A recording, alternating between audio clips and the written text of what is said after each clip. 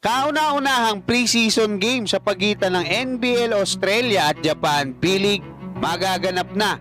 Healthy na Scottie Thompson at maskuladong Kai Sotto, good news para sa ating Gilas Pilipinas.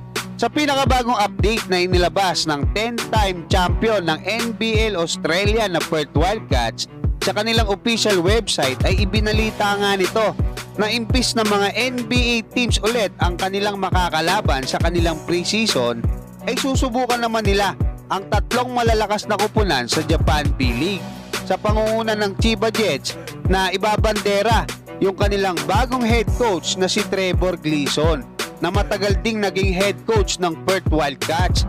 Kapwa rin naglaro sa magkabilang kupunan sina John Mooney at Biclo, kaya may koneksyon talaga ang Chiba Jets sa Perth Wildcats. Pangungunahan naman ng Chiba Jets ng former NBA player ng Japan na si Yuta Watanabe at ng small but terrible na si Yuki Togashi na naging MVP pa sa nakaraang East Asia Super League na dito ginanap sa atin sa Pilipinas matapos masungkit ng Chiba Jets ang kampyonato diyan sa EASL.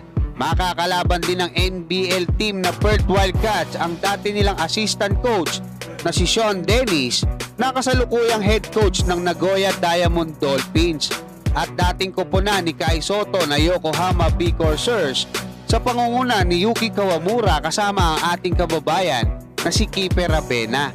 Napaka-importante ng mga laban na to para sa Japan P-League para mapatunayan nila na kaya na din nilang makipagsabayan sa malalakas na kupunan sa iba't ibang mga liga dahil isa na ngayon ang NBL Australia sa mga top basketball league na pinagkukuhanan ng mga NBA players. Gaya na lang ng kakadrap lang bilang second overall pick sa nakaraang NBA draft na si Alex Sarr na mula din mismo sa kupunan ng Perth Wildcats.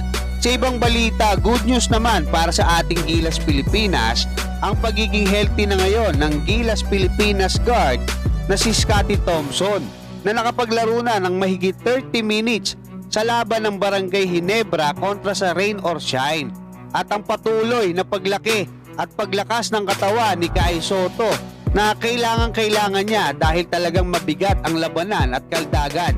Diyan nga sa ilalim sa center position at para makasabay siya sa mga NBA caliber players na makakalaban niya sa Japan B-League, sa mga FIBA tournaments. At sa darating na November, meron na, no? Makakalaban natin ng New Zealand at Hong Kong at bilang paghahanda na rin sa NBA Summer League sa susunod na taon. Hanggang dyan mga kabasketball, maraming salamat at God bless sa inyong lahat.